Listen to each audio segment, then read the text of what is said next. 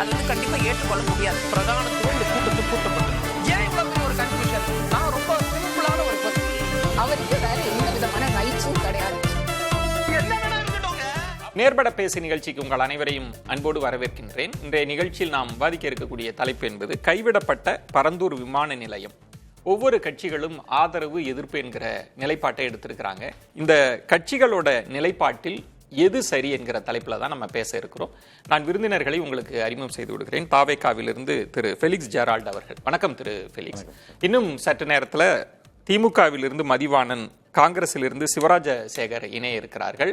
நம்மோடு பாஜகவிலிருந்து திரு நாராயணன் திருப்பதி அவர்களும் இணைந்திருக்கிறார். வணக்கம் திரு நாராயணன். வணக்கம் திரு நாராயணன், உங்களிடமிருந்தே தொடங்குறேன். இந்த திட்டம் கைவிடப்பட்டிருக்கிறது. இது அங்க இருக்கிற விவசாயிகளினுடைய கோரிக்கை. நீண்ட நாள் போராட்டத்திற்கு பிறகு திட்டத்தை கைவிட்டதா அறிவிச்சிருக்கிறாங்க. இந்த அறிவிப்பை எப்படி பாக்குறீங்க? இந்த அறிவிப்பு என்பது ஒரு முதிர்ச்சியற்ற ஒரு அரசியல் அறிவிப்பாகத்தான் நான் பார்க்கிறேன். இது உண்மையிலேயே தமிழ்நாட்டை கிட்டத்தட்ட ஒரு 15 ஆண்டுகள் பின்னோக்கி அழைத்து சென்றுள்ளது. தமிழ்நாட்டினுடைய பொருளாதாரத்தை தாவேக அரசு வந்த உடனேயே 100 நாளிலேயே சீரழித்து விட்டது என்பதைத்தான் இது காண்பிக்கிறது. 100 நாட்கள் சாதனை அல்ல, 100 நாட்கள் முடிந்தவுடன் ஒரு மிகப்பெரிய சோதனை இந்த அரசாங்கம் கொடுத்திருக்கிறது என்றுதான் சொல்ல வேண்டும். அதாவது நிலம் கையெடுப்பு என்பது எல்லாரும், யாராக இருந்தாலுமே அவர்கள் பாதிக்கப்பட்டவர்கள், அந்த நிலத்தின் சொந்தக்காரர்கள் கண்டிப்பாக அவர்கள் பாதிப்புக்குள்ளார்கள் என்பதுல சந்தேகமே கிடையாது.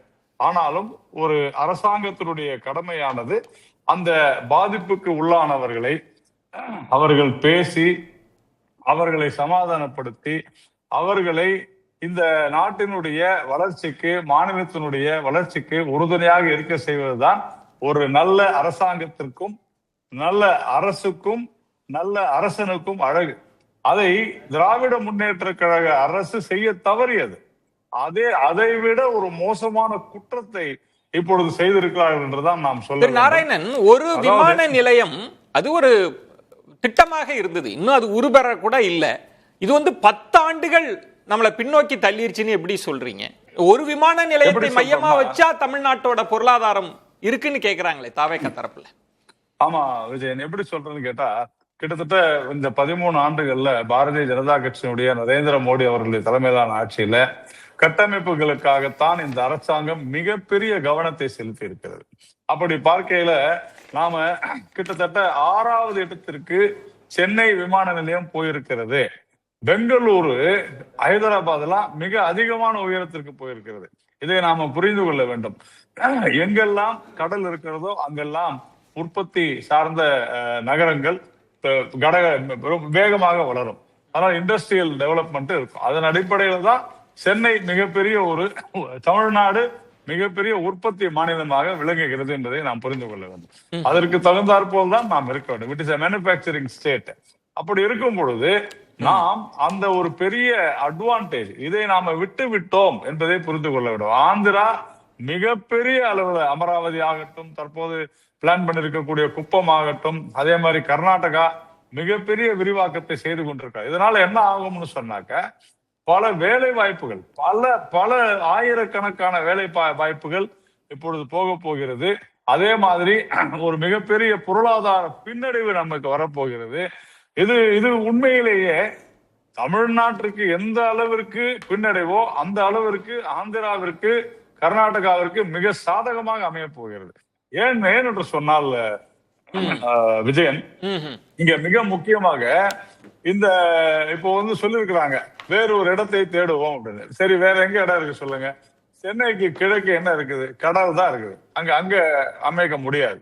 அதே மாதிரி நீங்க மகாபலிபுரமோ இல்ல அல்லது இன்னும் கொஞ்சம் தள்ளி போனா கூட கல்பாக்கம் இருக்குது. அங்க நமக்கு எல்லாருக்கும் தெரியும் என்ன இருக்குதுன்னு. அங்க அமைக்க முடியாது. ஸ்ரீபெரும்புதூர் பக்கம் நீங்க பாத்தீங்கன்னா 1998-99 ஸ்ரீபெரும்புதூர்ல இதற்கான ஒரு மிகப்பெரிய திட்டத்தை தீட்டி, நில பிரச்சனைகளுக்காகத்தான் அந்த திட்டம் 1998-99 கைவிடப்பட்டிருக்கிறது.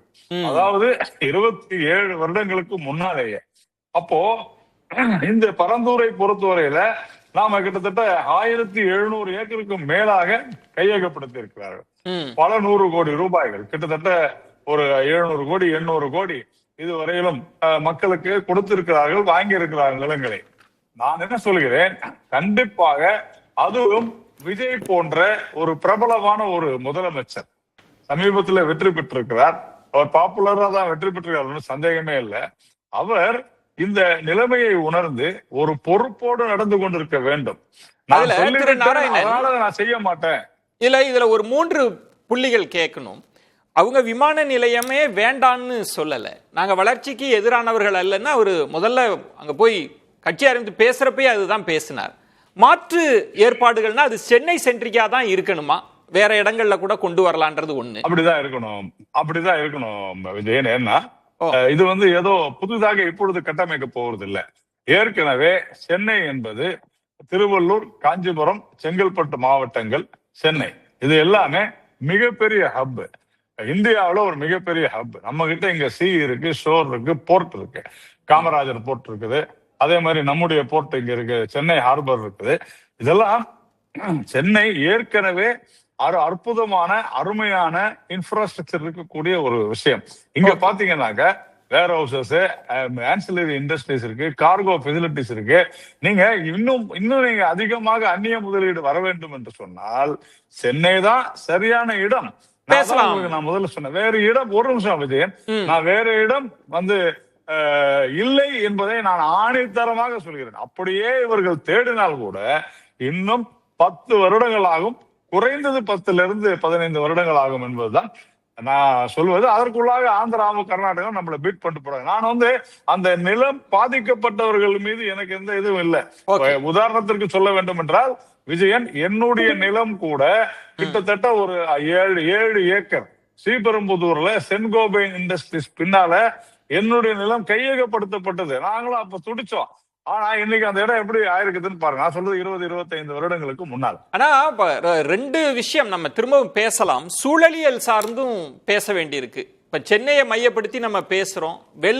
வெள்ள தடுப்பு அரணா அந்த பகுதி தான் இருக்கு அப்படின்ற ஒன்று. இன்னொரு முக்கியமான விஷயம், பேச வேண்டிய விஷயம்ன்றது, அந்த நிலங்கள் நாங்க திரும்ப அங்க தொழில் வளத்தை பெருக்கிற முயற்சிகள்ல இருப்போம்னு அரசு சொல்றாங்க. நம்ம அதை திரும்பவும் பேசுவோம். திரும்பவும் நம்ம பேசுவோம். திரு நாராயணன், ஃபெலிக்ஸ், இப்போ முக்கியமானது, இப்போ திரு நாராயணன் சொல்றது கிட்டத்தட்ட 20 ஆண்டுகள் பின்னோக்கி போயாச்சுன்றது. இந்த திட்டமே 20 ஆண்டுகள் ஆய்வு செய்து லீஸ்ட் டேமேஜ் அது வச்சுதான் முடிவு செய்யறாங்க. ஒரு க்ஷணத்துல ஒரு முடிவு எடுத்தாச்சு. பொருளாதார பாதிப்பு இதெல்லாம் எப்படி எதிர்கொள்ள போகுது அரசு? இல்லை, பொருளாதார பாதிப்பு ஏற்படுவதற்கான வாய்ப்புகள் ரொம்பவும் குறைவு. ஏன்னா நமக்கான தேவை 2045 ஆண்டு வரும்போது, 2035 45 ஆண்டு வரும்போது 45 மில்லியன் பேசஞ்சரை நம்ம ஒரு வருஷத்துக்கு அந்த 45 மில்லியன் பேசஞ்சரை டிரான்ஸ்போர்ட் பண்ணக்கூடிய ஒரு ஏர்போர்ட் தேவை.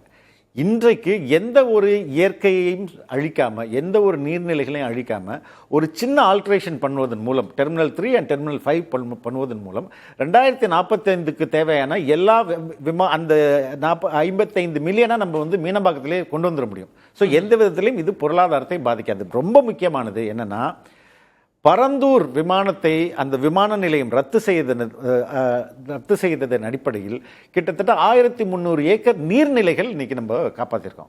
கிட்டத்தட்ட 2000 ஏக்கர் விளைநிலங்கள் காப்பாற்றப்பட்டிருக்கு. ஒரு 33,000 குடும்பங்கள் 33,000 ரெசிடென்ட் அவங்க டிஸ்பிளேஸ்மெண்ட் தடுக்கப்பட்டிருக்கு. இப்போ இன்று நம்ம இந்த நவீன அரசால் ஏதாவது ஒரு நீர்நிலையை நம்மளால உருவாக்க முடியுமா? நீர் என்பது இன்னும், அதாவது ஒரு தொலைநோக்கு பார்வையில் எதிர்காலத்தின் மிகப்பெரிய பிரச்சனையாக நீர் இருக்க போகுது. அப்ப இருக்கிற நீர்நிலைகளை நம்ம காலி பண்ணிட்டு அதெல்லாம் கான்கிரீட் ஜங்கலா மாத்திட்டோம்னா நம்ம குடிநீருக்கு எங்க போவோம்? Least damage worst damage. அதாவது இப்ப நீங்க நாளைக்கு இன்னொரு இதே பாதிப்பு. இல்ல, அப்போ 2-3 இடங்கள் ஆல்ரெடி சூப்பர்வைஸ் பண்ணப்பட்டு நிலம், அதுக்கான இடங்களும் பார்த்த பிறகுதான் இங்க வந்தாங்க. ஓகே, அதுல ஒண்ணு முக்கியமானது மாமண்டூர்ல 2100 ஏக்கர் ஆல்ரெடி கன்சாலிடேட் பண்ணப்பட்டிருக்கு. ஒரு 350 ஏக்கர் புறம்போக்கு நிலம் ஐடென்டிஃபை பண்ணிருக்கு. Very very limited agriculture land. உங்களுக்கு வந்து இப்போ பரந்தூர் என்ன தொலைவோ கிட்டத்தட்ட அதே தொலைவு. உங்களுக்கு மெயின் ஜிஎஸ்டி ரோடு இருக்கு, பக்கத்திலே வந்து ரயில்வே ட்ராக் இருக்குது. உங்களோட இன்வெஸ்ட்மெண்ட் ரொம்ப பண்ண போற செலவுகள் ரொம்ப கம்மி. ஐடென்டிஃபை பண்ணி முன்னாடியே இப்போ இந்த அரசுல முன்னாடியே ஐடென்டிஃபை பண்ணப்பட்ட ஒரு ஊர். இப்ப தாவேக அரசு அதை தான் செலக்ட் பண்ண போகுது. பண்ணப்பட்ட ஊர் நான் சொல்றேன். அதுக்கு அடுத்து பன்னூர், அதுவும் வந்து இங்க இதுக்கு பக்கத்திலே இருக்கு. Very very less damage to the, அது என்ன மேக்ஸிமம் ட்ரை லேண்ட். அப்போ இங்க வந்து எது ரொம்ப முக்கியம்? விவசாயத்தையும் நீர்நிலைகள் மட்டுமே நீங்க எடுத்து பாருங்களேன். அது நீர்நிலைகளை நம்ம வந்து சென்னையில் எத்தனை நீர்நிலைகள் இருந்தது? எல்லாத்தையும் அழிச்சாச்சு. பள்ளிக்கரணை சதுப்பு நிலம் என்னாச்சு? அதுவும் அழிக்கப்பட்டு வருது. அப்போ தொடர்ச்சியா நம்ம ஒரு விஷன் இல்லாம எல்லாத்தையும் அழிச்சிட்டு வந்தோம்னா எப்படி நம்ம பண்ண முடியும்? ரெண்டாவது ரொம்ப முக்கியமானது, இந்த பரந்தூர் விமான நிலையத்திற்கு முக்கியமாக ஒப்புதல் வாங்க வேண்டியது என்வாயன்மெண்ட் கிளியரன்ஸ் வாங்கணும். அது வாங்கப்படவே இல்லை. ஏரோட்ராம்கிட்ட ஒரு லைசன்ஸ் வாங்கணும், வாங்கப்படவே இல்லை. அது இதெல்லாம் வாங்கின பிறகு அவங்கள்ட்ட ஒப்புதல் கிடைச்சிச்சா? இல்லை. அதற்கு முன்பே என்ன அவசரம்? நிலத்தை கையகப்படுத்துறதுக்கான தேவை என்ன இருக்கு?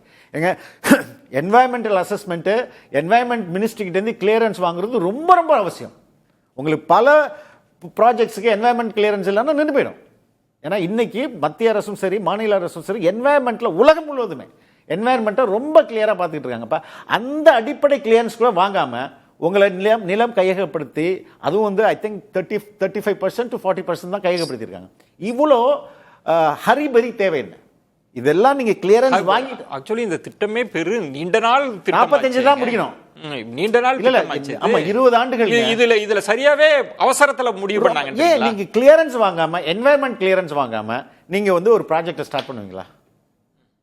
நாளைக்கு என்வாயன்மெண்ட் கிளியரன்ஸ் நோண்டாங்க, அப்ப நீங்க என்ன பண்ணுவீங்க? என்வாயன்மெண்ட் கிளியரன்ஸ்ன்றது ரொம்ப ரொம்ப எசென்ஷியல். இது மாதிரியான பெரிய ப்ராஜெக்ட்ஸ்க்கு என்வாயன்மெண்ட் கிளியரன்ஸ் எசென்ஷியல். அதை வாங்குறதுக்கு முன்னாடி நீங்க எதுக்குங்க இவ்வளோ அவசரப்படுறீங்க? அது ரொம்ப முக்கியமானது இருக்குல்ல. அப்ப இவங்க சொல்ற இப்ப நாளைக்கு இந்த பரந்தூரே போகுது, என்வாயன்மெண்ட் கிளியரன்ஸ் வரல, நீங்க என்ன பண்ணுவீங்க? வராதுன்றீங்க. வராது எப்படி வரும்? ஏங்க இவ்வளோ நீர்நிலைகளை அழிக்கிறதுக்கு எப்படிங்க என்வாயன்மெண்ட் மினிஸ்ட்ரி வந்து ஒரே ஒரு அது சார்ந்து இருக்கிறதுனால திரு நாராயணன், ஏன்னா எல்லாம் சேர்ந்து தான் ஒரு திட்டம் நகருது. இது போன்ற பெரிய திட்டங்கள் நகருகிறப்ப பெரிய திட்டமிடல் இதெல்லாம் இருக்கும். திரு ஃபெலிக்ஸ் சொல்றார் சுற்றுப்புற சூழல் துறை அது வந்து உங்களுக்கு அனுமதியே கொடுக்காத வாய்ப்பு இருக்கு அப்படின்றாரு. அப்படி நடந்திருக்கா? கையகப்படுத்துதல் என்பது பல்வேறு ஆய்வுகளுக்கு பிறகு நகர்ற ஒண்ணு.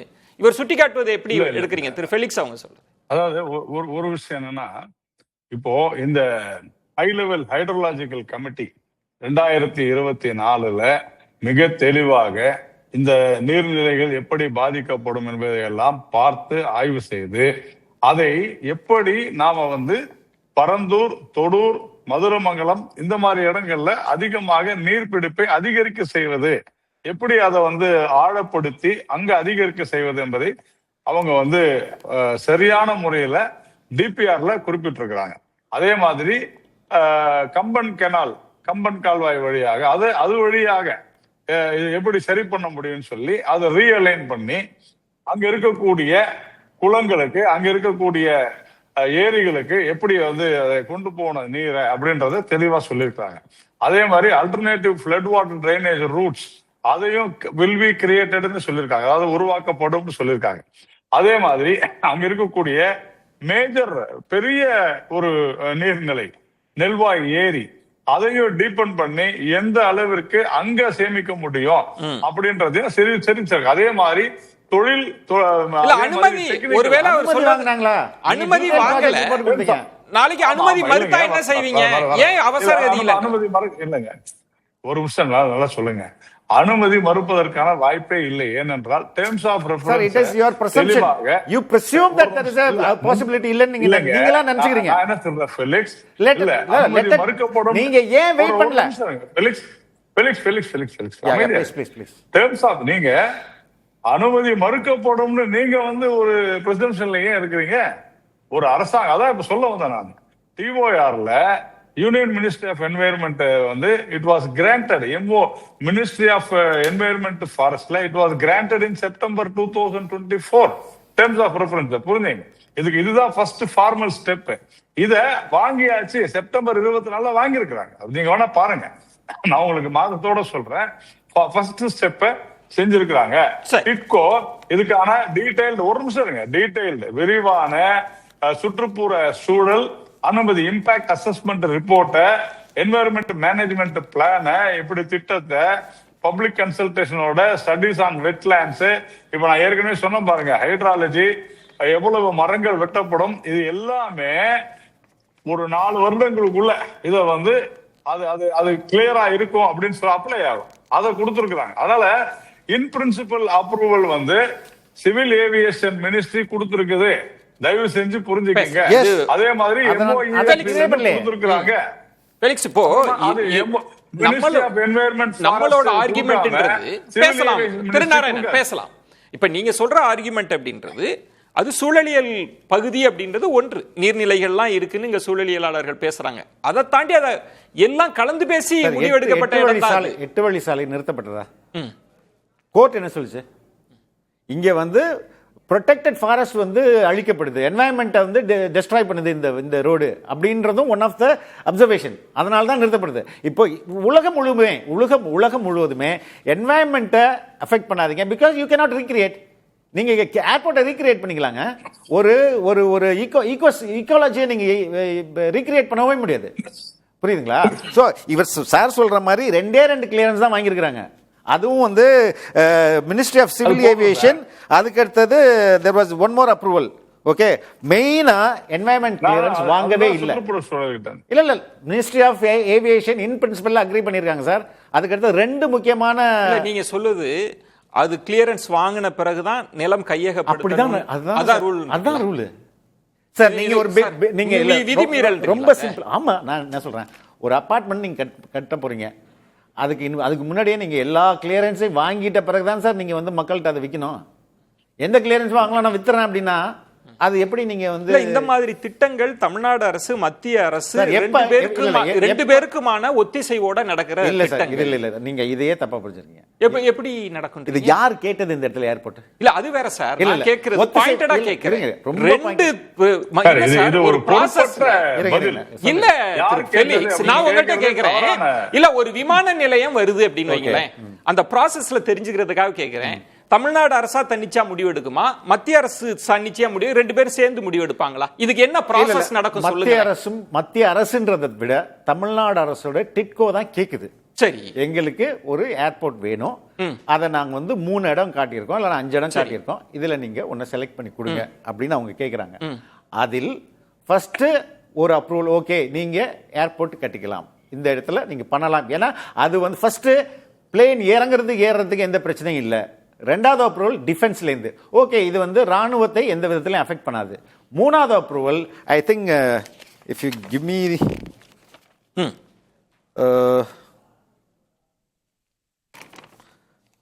ஏரோட்ராம் அப்ரூவல், அது இவங்க வாங்கவே இல்லை. ஏரோட்ராம் கிட்ட இருந்து ஒரு அப்ரூவல் வாங்கணும், அது வாங்கல. என்வாயன்மெண்ட் கிளியரன்ஸ் சுத்தமா வாங்கல. இப்ப இது 2ம் கீ காம்பனன்ட்ஸ். இதை வாங்காமலே இவங்க வந்து போறது எதுக்கு தேவை? அப்படி என்ன நெசசரி இருக்கு? தேவையில்லைன்றது இல்ல, அதெல்லாம் வாங்கிட்டு தான் நீங்க போயிருக்கணும் ஃபர்ஸ்ட் ஆஃப் ஆல். சரி, நம்ம ஏன்னா அதுக்குள்ள டெக்னிகாலிட்டிக்குள்ள இல்ல, ரொம்ப சிம்பிள் சார். நான் வந்து நம்ம ப்ரொசீஜரா பேசலாம். அது விஜயன் ஒரே ஒரு நிமிஷம். EIA நோட்டிபிகேஷன் 2006 இவங்களுடைய கூட்டணி கட்சி காங்கிரஸ் ஆட்சியில் இருந்த போது அந்த சட்டப்படி இந்த மாதிரியான ப்ராஜெக்ட்ஸுக்கு நிலங்கள் கையகப்படுத்துவதற்கு என்வாயர்மெண்டல் கிளியரன்ஸ் தேவையில்லை. இது வந்து காங்கிரஸ் கவர்மெண்ட்ல வந்ததுதான். சரி, நம்ம ப்ரொசீஜருக்குள்ளே வெல்லாம ஃபெலிக்ஸ், நம்ம ப்ரொசீஜரையே தாண்டியே பேசுவோம். இப்போ நீங்க மாற்று விமான நிலையம் அப்படின்றது எங்க சென்னை இல்ல. எப்படி நீங்க சென்னை இல்லன்னு சொல்றீங்க? இல்ல, நான் ஏதாவது அறிவிப்பு வந்துச்சா? ஏதாவது அறிவிப்பு வந்துச்சா? இல்ல, நான் கேக்குறது இல்ல வேற இடம் இருக்கான்னு கேக்குறேன். எப்படி அவர் டெஃபினட்டா சொல்றீங்க? இல்ல, நான் அதுதான் கேக்குறேன் ஃபெலிக்ஸ். நம்ம விவாதத்துக்காக பேச வேண்டாம் ஃபெலிக்ஸ். நான் ஒரே ஒரு விஷயம் நான் கேக்குறேன். இப்ப நீங்க மாமண்டூர்னு சொன்ன மாதிரி பலருமே பேசுறது நமக்கு என்ன, இப்ப நாராயணன் சொன்ன மாதிரி வேறு பகுதி இல்ல, எல்லாமே கண்டடைஞ்ச பிறகுதான். இப்ப நான் உங்கள்கிட்ட தெரிஞ்சுக்கிறதுக்காக கேக்குறேன், ஏதாவது உங்க அனுபவத்துல சொல்லுங்க, வேற எந்த இடம் இருக்குன்னு சொல்லுங்க. உங்களோட இமிடியேட் நீட் என்ன? நம்ம தமிழ்நாட்டோட இமிடியேட் தேவை என்ன சொல்லுங்க. விமான போக்குவரத்துல என்ன தேவை?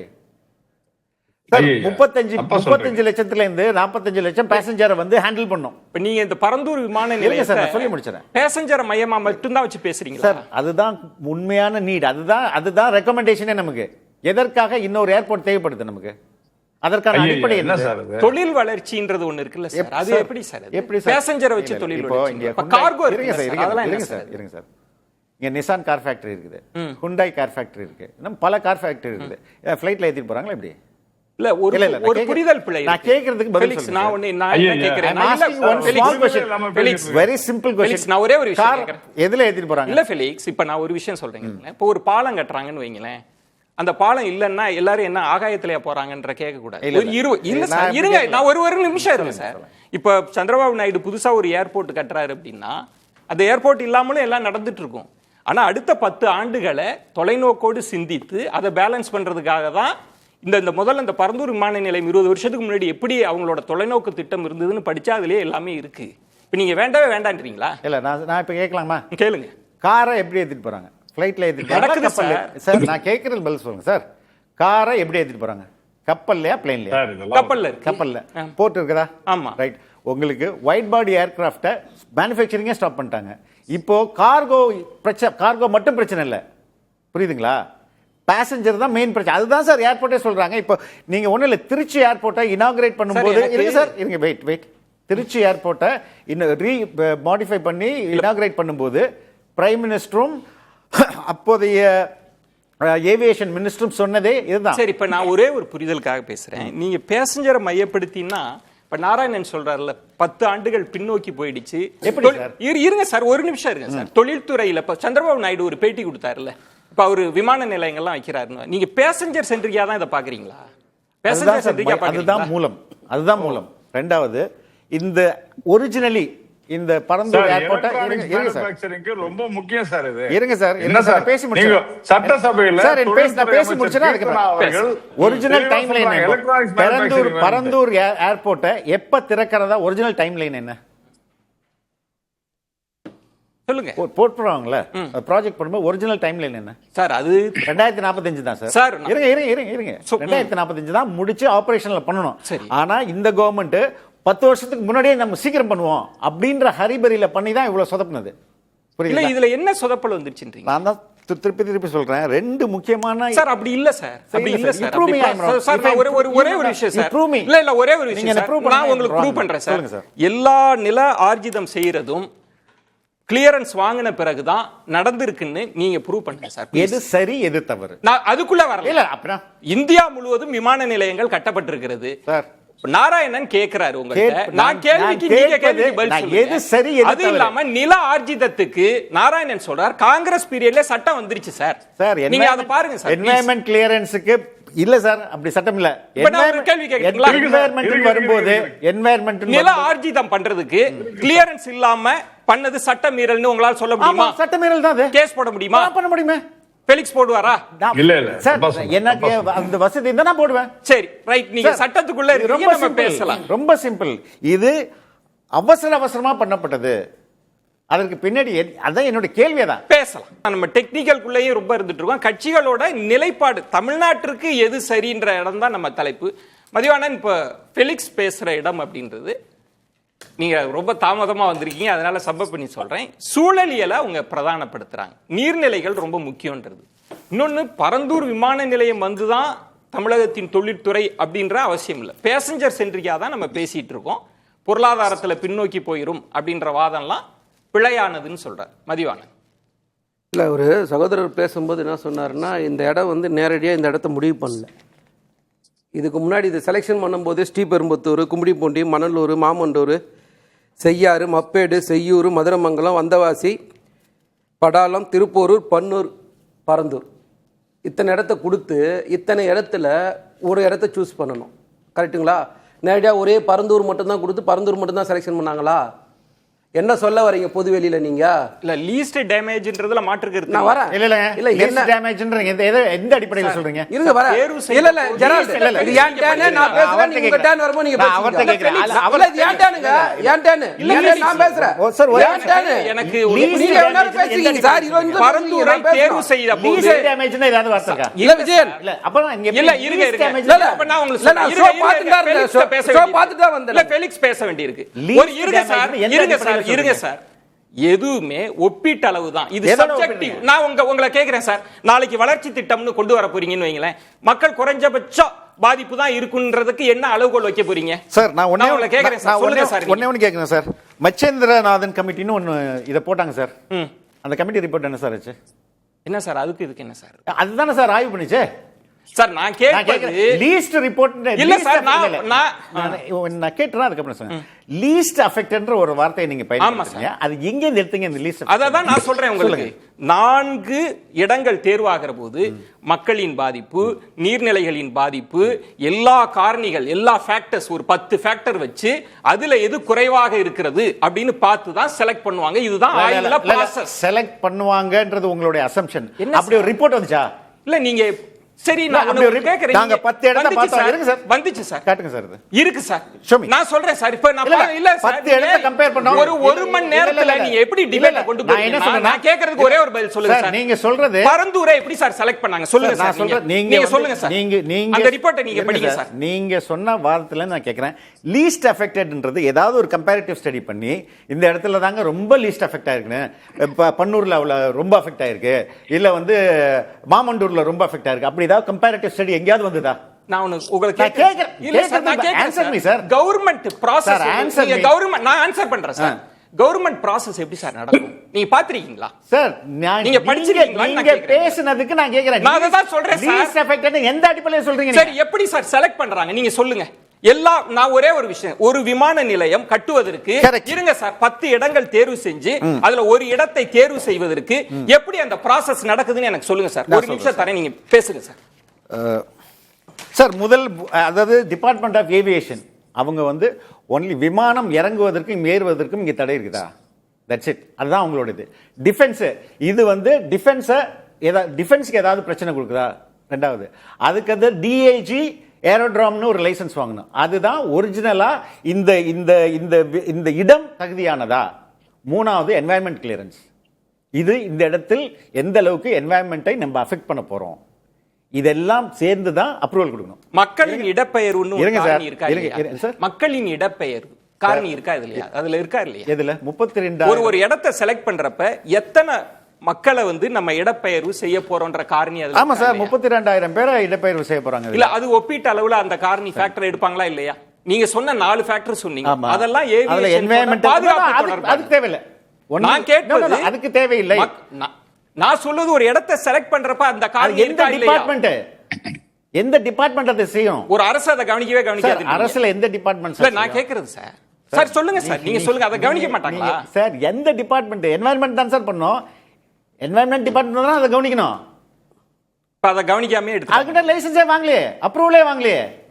எத்தனை மனிதர்கள் இருக்கு சார்?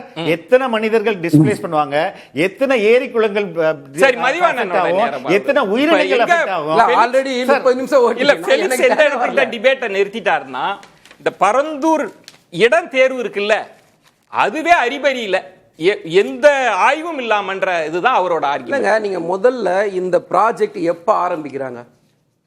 2007 தலைவர் கலைஞர் பேரில் இந்த ப்ராஜெக்ட் ஆரம்பிக்கிறாங்க சார். அன்னைக்கு ஆரம்பிச்சு இன்னைக்கே 19 வருஷம் ஆயிடுச்சு சார்.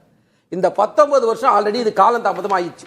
முதல்ல இடம் தேர்வுக்கு வந்துருங்க. வர நேரடியா வர. அதே மாதிரி நேரடியா பரந்தூர் மட்டும் தான் நாங்க செலக்ஷன் பண்ணல, கொடுத்த இடம் இதெல்லாம் ஒரு பட்டியல் ஆல்ரெடி வச்சாச்சு. நீங்க நம்ம காலகட்டங்கள்லயே நீங்க நல்லா பாருங்க, Delhi 5106 acre, Mumbai 1850 acre airport, Hyderabad 5500 acre, Bangalore airport 4800 acre, Chennai வந்து 1301 ஏக்கர் தான் சார் இருக்கு. இப்போ இதை டெவலப் பண்ணணும். நீங்க ஒரு கட்டத்துக்கு முன்னாடி பெங்களூர் 5வது இடத்துல இருந்தது, நாம 3வது இடத்துல இருந்தோம். இன்னைக்கு நாம 5வது இடத்துல கடந்து போயிட்டோம், பெங்களூர் 3வது வந்து இல்ல. திரு ஃபெலிக்ஸ் அவர் சொன்னது, திரு மதிவாணன், நான் அதுக்குள்ளே வரல டிபேட், அதுக்கு போகும்னு நினைச்சேன், அதுக்கு முன்னாடியே நின்றுச்சு. என்னன்னா, இந்த இடத்தேர்வே சரியான முறையில் இல்ல, நீங்க எல்லாத்தையும் பார்த்தோம், இதை தேர்வு செய்தோன்றதே தவறான அணுகுமுறை. யாராவது ஒருத்தர் கேஸ் போட்டா கூட இந்த இடத்தேர்வு ஆர்ஜிதத்துக்கு நானே கேஸ் போடுறேன். இப்படி நேரடியா பரந்தூர் மட்டும் தான் நாங்க செலக்ஷன் பண்ணணும்னு சொல்றாரு இல்ல, அதையே நானே கேஸ் போடுறேன். நாங்க ஆல்ரெடி கொடுத்துருக்க இத்தனை பட்டியல் நான் சொல்றேன். அவங்க யாரோ ஒருத்தர் கேஸ் போடுற, எப்படி கேஸ் போடுறது? எனக்கு ஒரு விஷயம் புரியல. நீங்க எந்த ஒரு வேலையை ஆரம்பிச்சுனாலும் அதுக்குன்னு ஒரு ப்ராசஸ் இருக்கும், அதுல மாற்று கருத்து இல்ல. இதுக்கு வந்து நீங்க இட அனுமதி வேணும், சைட் கிளியரன்ஸ் வேணும். அதுக்கு அடுத்தது வந்து கொள்கையால் வேணும், ஒப்புதலுக்கு அனுமதி ஒன்றிய அரசு கொடுக்கணும். அதுக்கு அடுத்தது உள்ளூர் அனுமதி வேணும், சுற்றுச்சூழல் அனுமதி வேணும். அதுக்கு அடுத்தது வந்து ஏர்போர்ட் அத்தாரிட்டி கொடுக்கணும். இப்போ பாதுகாப்பு உங்க கூட பாதுகாப்புத்துறை டிஃபென்ஸ் கொடுக்கணும். அப்புறம் ரன்வே வேணும். எல்லாமே இருக்கிற மாதிரி எங்க ஏர்போர்ட் இடம் இருக்குது? முதல்ல சென்னையில இருந்து நீங்க உங்க இஷ்டத்துக்கு வந்து ஜோசப் விஜய் வந்து சார்ட்டர் ஃபிளைட்ல போயிடலாம் சார். வர பிசினஸ்மேன் அத்தனை பேரும் சார்ட்டர் ஃபிளைட் தான் வருவாங்களா? இல்ல நம்ம டிபேட் நம்ம அதுக்குள்ள நான் வந்து நல்லா புரிஞ்சுங்களா? அப்பட்டமா பேசிட்டே இருந்தீங்க, நான் பார்த்துக்கிட்டே தான் வந்தேன். நான் நேரடியா அதனால தான் வந்து பேசுறேன். இல்ல பாயிண்டடா வந்தறலாம் பாயிண்ட் தான் நானும் சொல்லுங்க. இன்னைக்கு வந்து சார் பரந்தூர் வந்து 4700 ஏக்கர் வேணும் முடிவு பண்ணியாச்சு சார். 90% எடுத்துருக்குது சார். 19 வருஷத்துல வந்து சார் தப்பான தகவல் கொடுக்காதீங்க. ஜெரால்ட் ஒரு தப்பு எங்க ஒரு நிமிஷம் give me a இல்லைனா இல்லை ஒரு நிமிஷம் ஃபெலிக்ஸ் இல்லைனா தப்பு சார் இது. ஒரு நிமிஷம். ஜோசப் விஜய் வந்து சட்டமன்றத்துல நேரடியா சொன்னார் இல்ல, நீங்க கேட்ட கமிட்டி அவர் சபையில வைக்க வேண்டியதானே? ஏன் அவர் சபையில வைக்கல? இருங்க வர வைக்க வேண்டியதானுங்க. வச்சுட்டு காரணத்தெல்லாம் சொல்லிட்டு அதுக்கப்புறம் நீங்க கேன்சல் பண்ண வேண்டியதானே சார்? நீங்க ஒரு நிமிஷங்க, உங்களுக்கு ஒரு சட்டமா? அப்போ இல்ல ஜோசப் விஜய்க்கு ஒரு சட்டம் இல்ல. அப்ப தப்பான தகவல் பேசாதீங்க. நான் தப்பான தகவல் நான் பதிவு பண்ணல.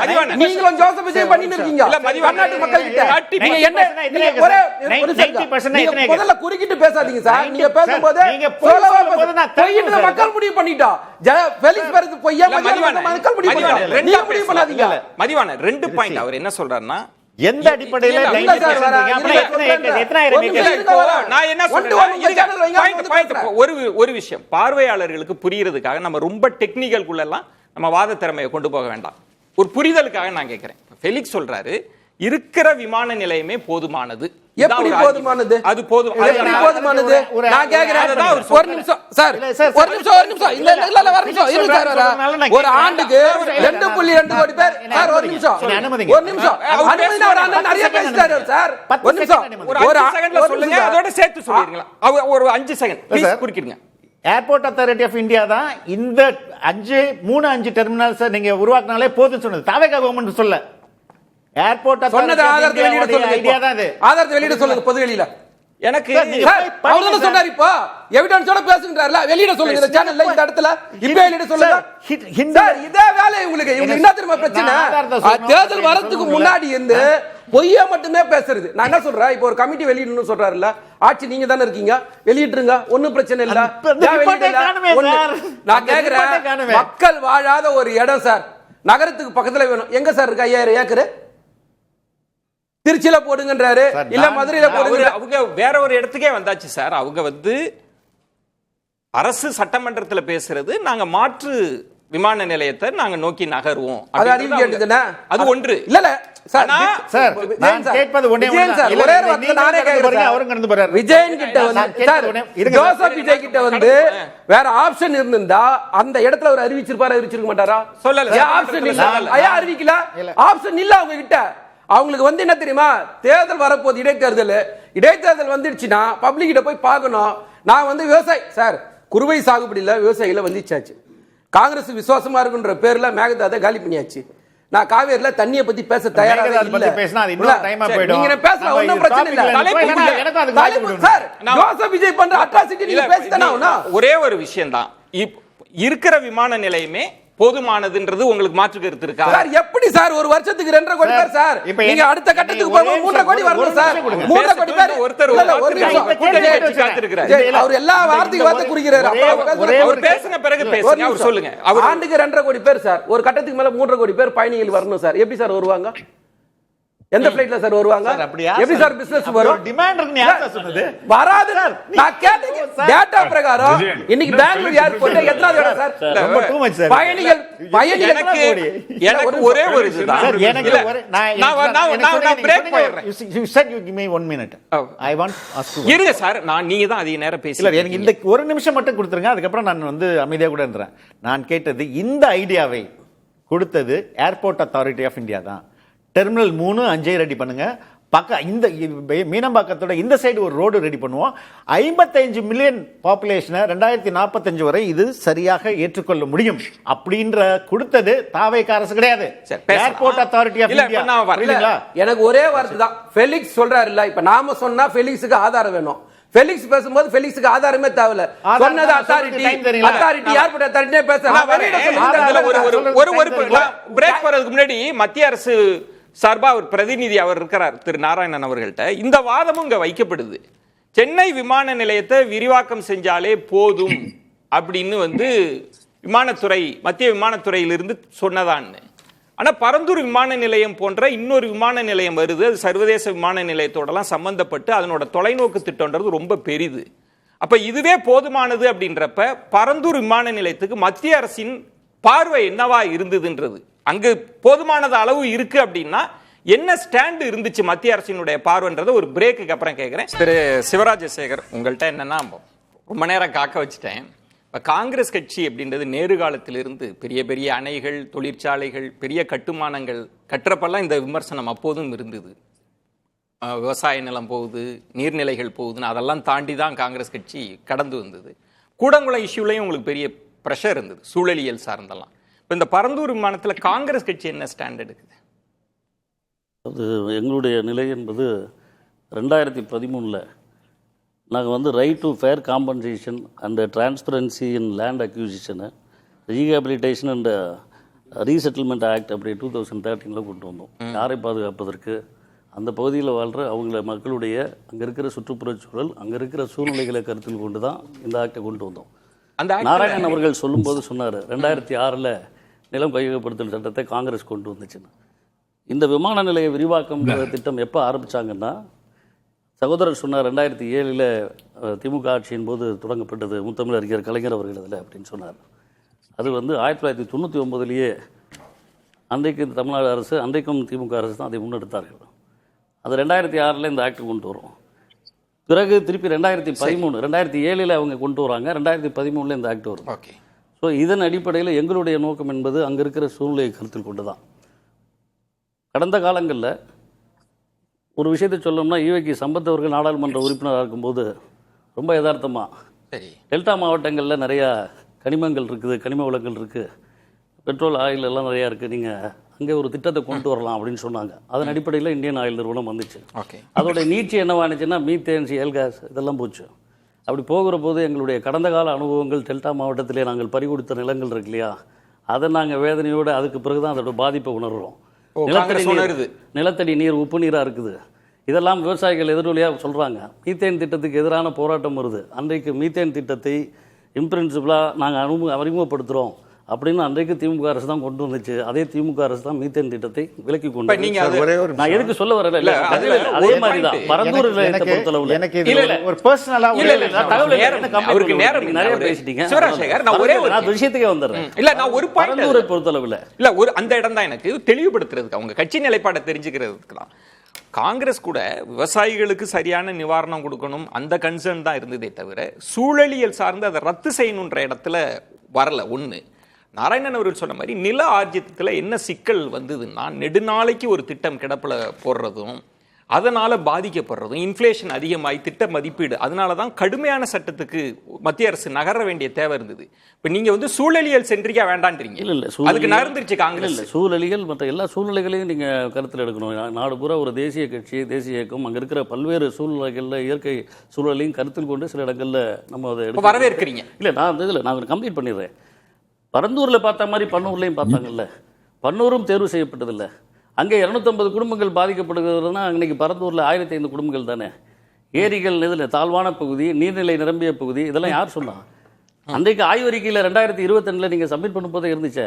சரி. ஆக இன்றைக்கும் நீங்கள் வந்து அங்கே கருத்து கேட்போம் எதுவுமே நடக்காமல் நீங்கள் Tamil Nadu land consolidation for special projects act 23 கொண்டு வந்து ஒரே நாளில் சட்டசபையில் அறிமுகப்படுத்தி விவாதமின்றி அதை வந்து நீங்கள் அதை நிறைவேற்றினீங்களே. 5 பேர் கொண்ட குழுவை வைத்து அதை தீர்மானிக்கிறீங்களே. அங்கே இருக்கிற மக்களுடைய குரலுக்கு யார் பதில் சொல்கிறது? அங்கே பாதிக்கப்பட்டிருக்கிறார்களா இல்லையா? ஜவ்வாது மலையிலேருந்து ஒரு இல்லை, அதுதான் காங்கிரஸ் கட்சி அந்த இடத்துக்கு நகர்ந்துட்டீங்க. இல்லை, அந்த இடங்கள் இல்லைங்க, எங்களுக்கு விரிவாக்கம் தேவை. அதை நாங்கள் வந்து விரிவாக்கம் தேவை. விரிவாக்கம் நாங்கள் என்ன சொல்கிறோம், பன்னூரில் பண்ணாங்களே, இதை விட அங்கே பாதிப்புகள் குறைவு, தூரம் குறைவு, அதை நீங்கள் எடுத்துக்கலாமே, அதையே நீங்கள் கைவிட்டீங்கன்னு கேட்குறோம். அதே மாதிரி இன்னொரு விஷயம் பார்த்தீங்கன்னாக்கா, விரிவாக்க பணிகள் என்பது எல்லா விமான நிலையங்களுமே இப்போ நீங்கள் மதுரையை விரிவாக்கம் பண்ணுறீங்க, கோவையை விரிவாக்கம் பண்ணுறீங்க, திருச்சியை விரிவாக்கம் பண்ணுறீங்க. சூழ்நிலையை சார்ந்து திருச்சி மையப்பகுதி தமிழ்நாட்டின் தலைநகர் திருச்சியிலையும் வைக்கலாம் அப்படின்னு சொல்லுகிற அளவிற்கு இருக்கிற ஒரு மையப்பகுதியாக இருக்கிற அந்த இடத்துல ஏன் அந்த பணிகளை மேற்கொள்ளக்கூடாது?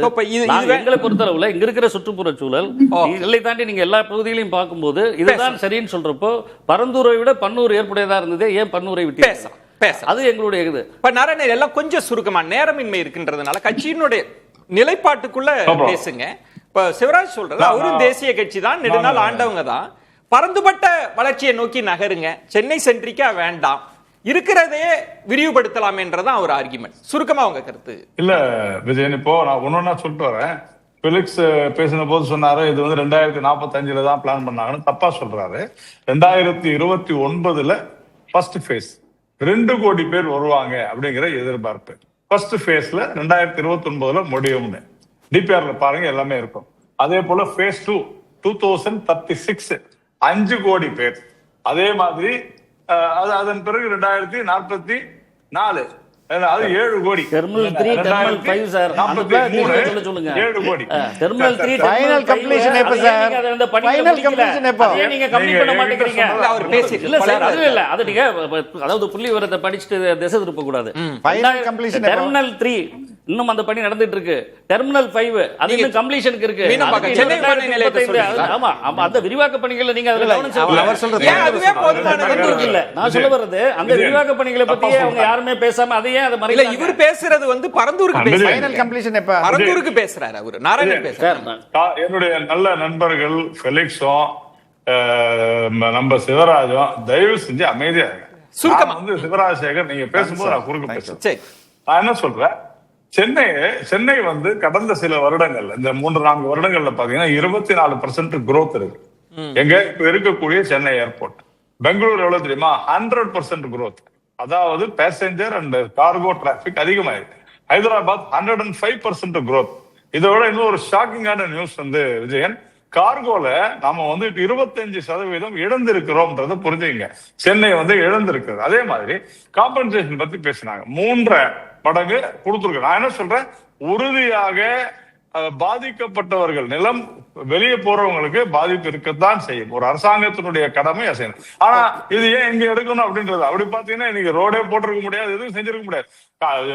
சிவராஜசேகர் சொன்னதுக்கு ஒரே ஒரு பாயிண்ட் மட்டும் சொல்றேன், தயவு செஞ்சு சேலம் பக்கம் போங்க சிவராஜசேகர்.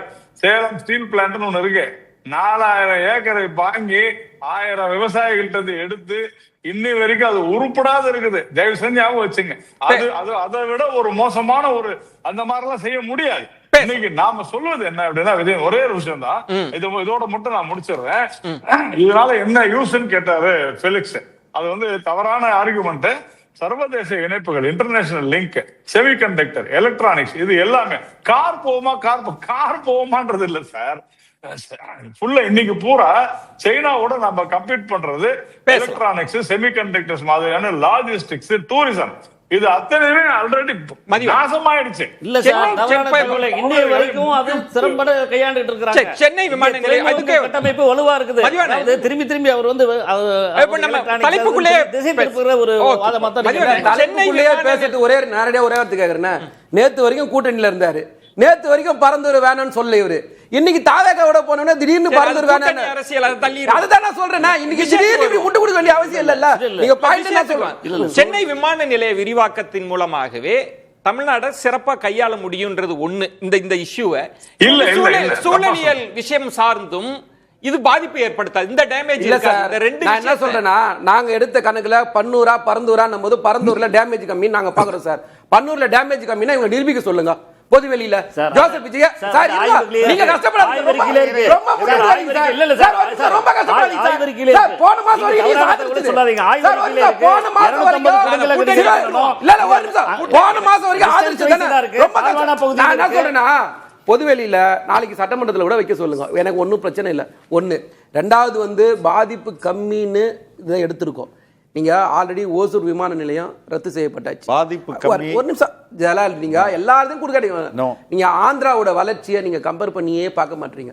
நீங்க கேன்சல் பண்ண உடனே ட்விட்டர்ல ஒரு டாக் ஒன்று போகுது சார், நரலோகேஷுக்கும் பப்ளிக்லையும் நரேந்திர கோஷ் சொல்றாரு எனக்கு நிறைய வேலை இருக்கு, ஸ்ரீ சிட்டில ஒரு ஏர்போர்ட் வரும், ஆந்திரா நல்லா டெவலப் பண்ணலாம்னு சொல்ற அளவுக்கு நம்மள பார்த்து ஏர்போர்ட் வந்துட்டா நம்மள பார்த்து பக்கத்து ஸ்டேட் நக்கல் பண்ற ரேஞ்சில இருக்குது சார். யாரோ ஒருத்தர் நக்கல், ஒரு நிமிஷங்க, யாரோ ஒருத்தர் நக்கல் பண்ணல, சரிங்களா? நீங்க எந்த சக்தியை வந்து நீங்க உங்களுக்கு சரியான பதிலடி கொடுங்க சார். ஒரு நிமிஷம் இருங்க, நீங்க கொடுங்க. ஆட்சியில இருந்து பொருளாதாரத்துல நீங்க பின்தங்கி வைப்பீங்க. ஒரு நிமிஷம், ரெண்டு பேரும் இல்ல, பொருளாதார வளர்ச்சி மதிவாணன் ஒரே ஒரு கேள்விதான். பொருளாதார வளர்ச்சி வேற ஒரு இடத்துல பொருத்தமான பல்வேறு காரணிகளை கொண்டது. விமான நிலையத்தை மட்டும் வச்சு அது சென்ட்ரிக்கா தானே சார் மெயின். சார் சொல்றாரு திருச்சியில ஆரம்பிக்கலாம், மதுரையில ஆரம்பிக்கலாம். எப்படி சார் கடலை எடுத்துன்னு போய் திருச்சியில வச்சிருவீங்களா சார்? நீங்க மெட்ரோ நீங்க டெல்லி, மும்பை, சென்னை, சரிங்களா? இதுல கல்கத்தா, இந்த மெட்ரோ சிட்டிஸ் இருக்குல்ல சார், இதுல 3 கடல் தான் சார் மெயின் வியாபாரம். நீங்க இங்க வந்து கடல்ல வந்து அதே நேரத்தில் ஏர்போர்ட் ரெண்டுமே சேர்ந்து தான் ஒரு மாநிலத்துடைய டிரான்ஸ்போர்ட் வளர்ச்சி, அது சார்ந்ததுதான் பொருளாதார வளர்ச்சி. இது ரெண்டுமே இல்லாம நீங்க எப்படி இங்க பேச முடியும்? அப்படி பேசுறதா இருந்தா என்னோட எளிமையான கேள்வி, நேத்தே உங்களுக்கு சோர்ஸ் இருந்தா நிச்சயமா நேத்தே சொல்லியிருப்பாரு ஜோசப் விஜய். சரி, இல்லாதனால உங்க மழுங்கடிக்க பாக்குறாங்க. நிறைவு சுற்று ஏற்கனவே நேரத்தை கடந்து நம்ம போயிட்டு இருக்கோம். எல்லாரும் சம்மப் பண்ணலாம். இந்த நிலைப்பாடு சரின்றதுக்கு சம்மப்பா முத்தாய்ப்பா அப்படி வார்த்தையை சொல்லுங்க சார். நான் என்னை கேட்டா பெங்களூரை பாருங்கள், ஆந்திராவை பாருங்கள்ன்ற கம்பேரிசனே தப்பு. ஏன்னா பெங்களூர்ல ஒரு ஏர்போர்ட் தான் இருக்குது, ஆனா இங்கே இன்டர்நேஷனல் ஏர்போர்ட்டே 2 இருக்குது. ஸோ எந்த விதத்திலும் நம்மளுக்கு பொருளாதாரமா எங்கேயுமே குறைபடாத அதே நேரத்தில் எதை பாதுகாக்க வேணும்னா நீர்நிலைகளை பாதுகாக்கப்படணும், விவசாய நிலம் பாதுகாக்கப்படணும். இதையெல்லாம் நீங்க ரீக்ரியேட் பண்ண முடியாது. அதனால்தான் மக்கள் இதை கொண்டாடுறாங்க. மதிவான சார், மாற்று திட்டம் இல்லாம ஜோசப் விஜய் அவர்கள் ஒரு கவர்ச்சிக்காக அவசரப்பட்டு முதிர்ச்சி இல்லாம செஞ்ச வேலை தான் பரந்தூர் விமான நிலையத்தை தடை பண்ணது. விழிகளை இழந்த ஒரு பார்வையற்ற சகோதரனை கண்ணாயிரம் என்று அழைத்து அவனை சங்கடப்படுத்துவது போல ஒரு அவன்கிட்ட இருக்க பசுமை நிலங்கள் எல்லாத்தையும் பிடிங்கிட்டு அதை ஒரு கிரீன் ஃபீல்டுன்னு பேர் வைக்கிறோம் இல்லையா, அதுதான் நான் மறுபரிசீலனை செய்யணும்னு நாங்கள் சொல்கிறோம். இருக்கிற விமான நிலையத்தை விரிவாக்கம் செய்வதற்கு அரசு முன்னெடுக்க வேண்டும். அந்த பணிகளுக்கான பணிகளை இன்னும் 2045 வரைக்கும் அவர்களுக்கு நிறைய பணிகள் இருக்கின்றன. அந்த பணிகளை மேற்கொள்ளட்டும் சார். எலக்ட்ரானிக்ஸ், டெக்ஸ்டைல்ஸ், ஆயத்த ஆடைகள் எல்லாமே பாதிக்கப்பட போகுது. இதை உணர்ந்து திரு ஜோசப் விஜய் அவர்கள், நம்முடைய முதலமைச்சர், தன்னுடைய தவறை உணர்ந்து திருத்திக் கொண்டு இந்த அறிவிப்பை திரும்ப பெற வேண்டும். அந்த மக்களுக்கு அவர்களுக்கு உண்டான வாழ்வு உரிமையை அவர்கள் நிலைநாட்ட வேண்டும், திரும்ப பெற வேண்டும் என்பதுதான் எங்கள் கோரிக்கை. நன்றி. மற்ற இடங்களில் ஏற்புடைய இடம்னு சொன்னா அதை வரவேற்கலாம். நன்றி மீது குறிவைப்பதை தான் நாங்கள் கண்டிக்கிறோம். விருந்தினர்களுக்கு என்னுடைய நெஞ்சம் நிறைந்த நன்றிகளை தெரிவித்துக் கொள்கிறேன். மற்றொரு தலைப்புல சந்திக்கலாம். நன்றி, வணக்கம். அது வந்து கண்டிப்பா ஏற்றுக்கொள்ள முடியாது. பிரதானத்துவம் இந்த கூட்டத்துக்கு கூட்டப்பட்டது. ஏன் இவ்வளவு பெரிய ஒரு கன்ஃபியூஷன்? நான் ரொம்ப சிம்பிளான ஒரு அவருக்கு வேற எந்த விதமான ரைட்ஸும் கிடையாது.